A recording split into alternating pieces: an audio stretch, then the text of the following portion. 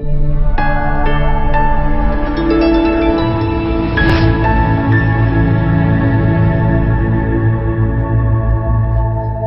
great to see a room filled with people who are genuinely concerned about our future and are thinking about the way that technology is changing our lives. And as we think about technology, we have to realize that we've expected technology to change the way we live, the way we learn, we work, we play. And indeed, technology, whether it's AI, the Internet of Things, the mobile devices and the banks that we keep in our pockets, they've pervaded our lives, our homes, our offices, our highest levels of government. And alongside all of these new technologies that enable great new experiences, we've set aside some of our thinking around privacy and security, as we've heard over the course of today. Now,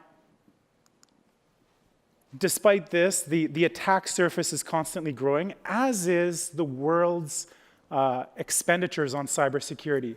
There's ever-growing number of companies being funded to try to fix cybersecurity as a point solution. The global spend on cybersecurity is estimated to be about $150 billion this year. It's growing 10% per year over the next 5 years to reach $250 billion. 10% of that, $15 billion, is spent by the US government on cybersecurity. And the Bank of America has gone on record saying that their budget for cybersecurity is unlimited. And so thinking about all of the money that's pouring in, both in the form of investment and the form of expenditures, I'd like you to raise your hand if you think that we've solved the cybersecurity problem. I didn't think so. And this is because cybersecurity has a lot of, as an industry, has a lot of players competing against each other, trying to solve security after the fact. It's sold as an insurance product. You know, there is a particular amount of risk. Here's the probability, here's the outcome. My solution reduces the risk by this probability, and so it costs this much. And cybersecurity companies sell their products by using fear, uncertainty, and doubt. Now, I could do the same thing here and stand up on this stage and go through all of the different exploits and hacks and botnets and the things that we've suffered over the past few years as technology has pervaded our world. But I'm not going to do that because, as we've heard, we can't do things the same ways. Because those solutions, our way of thinking, our way of interacting, aren't sufficient. We have to revolutionize our way of thinking and think about things through a systematic approach to deal with systemic problems. We have to change the way that companies interact with each other to create a new economy. And the way that we propose to do that is through deep defense. Now, deep defense rests on these three pillars: artificial intelligence, distributed computing, and economic incentives. Artificial intelligence allows us to detect threats at much greater scale because, as we've heard, humans aren't always as good at detecting threats or detecting variations, and they don't scale very well. There's only so much people can do. Similarly, centralized computing infrastructure is subject to the same kind of risks that we've experienced until now. So the denial of service attack against the domain name system that brought down the internet a few years ago in 2016 has a major impact, as does the accidental line of code that was introduced into Amazon's infrastructure that brought it down for quite a number of services last year.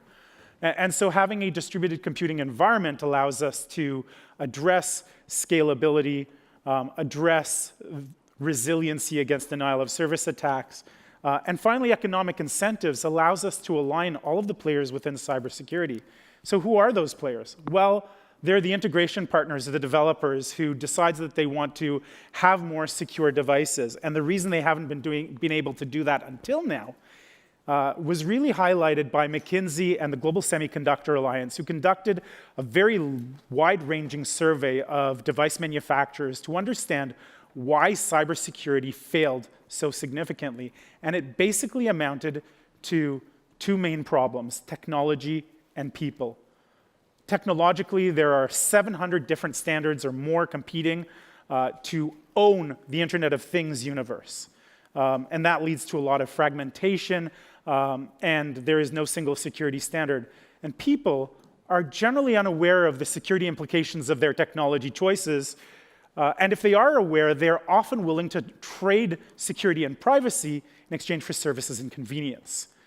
And so how do we affect people's behaviors and allow them to think of security not as a commodity that can be added after the fact to mitigate risks, but something that's built in by design?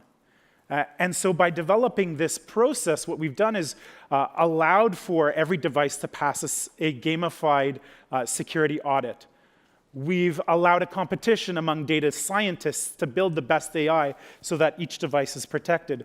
We have allowed end users to share their non-personal data that has real security value and share in that reward, and a distributed grid computing infrastructure that will reach massive scalability.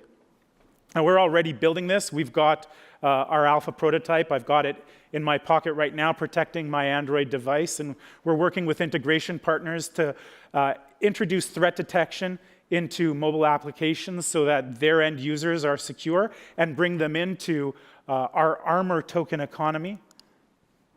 And our ultimate vision is to build a security mesh, a lattice, that will enable any device to be secured by other devices, all working to create a powerful global network where we can all adopt technology in a safe and secure way.